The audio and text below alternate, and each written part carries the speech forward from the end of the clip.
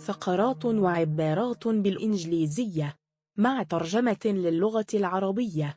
حاول قراءة المقال ككل باللغة الإنجليزية، وحاول فهم المعنى ككل وتخمين ترجمة الكلمات.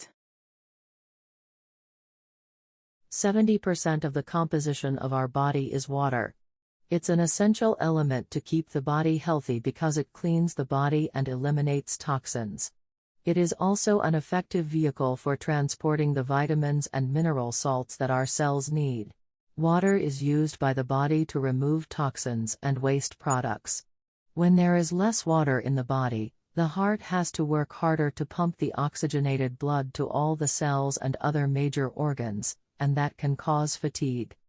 In most cases, the main reason for headaches and migraines is dehydration.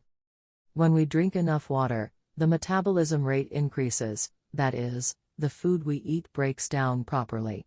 This helps the digestive system to function properly, and to prevent constipation. Water helps replenish skin tissues, as well as hydrate it and increase its elasticity. When the body receives enough water, the skin will be hydrated.